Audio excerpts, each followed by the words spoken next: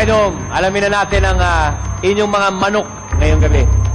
Reese, napabilib mo ang ating mga talent scouts at ikaw ang napili ng ating mga hurado na makatapat ni Melvin.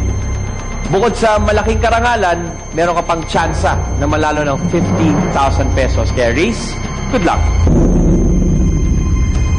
And Melvin, so far, nanalo ka na ng 300,000 pesos.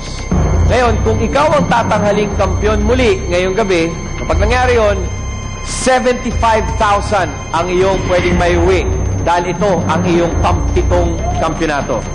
So that gives you a total of 375,000 pesos kapag nalusutan mo si Reese. At ang mas importante dyan, mga kapatid, kapag nanalo si Melvin, well, you will be one step away from a Hall of Fame. At ibig sabihin, ikaw pa lang ang pangalawa this season. Ang una ay si IG. Now, 1/3 of the final scores comes from our talent scouts. At ang mas mabigat na 2/3 ay binigay ng ating jury, and they've remained silent up to this point. And here it is now.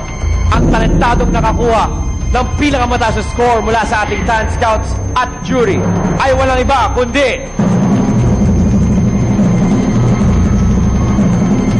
congratulations, Melvin!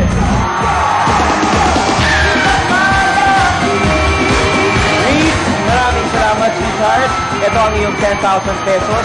Maraming salamat sa iyong pagsali. Huwag kang mag-alala at sana makita ka pa namin muli. Thank you very much, Reese. Eto na, Melvin! Win number 7, here's 75,000 pesos and you're one step closer to the Hall of Fame. Isa na lang! Galingan mo, Melvin. Soto kayo bukas para malaman kung si Melvin na ang magiging susunod nating Hall of Famer at makakasali sa next Battle of the Champions. Well, it's gonna be an exciting night, so see you then. Ako po si Ryan Gonzalo at ito ang pinakamalawak at pinakamalaking talent show on Philippine television.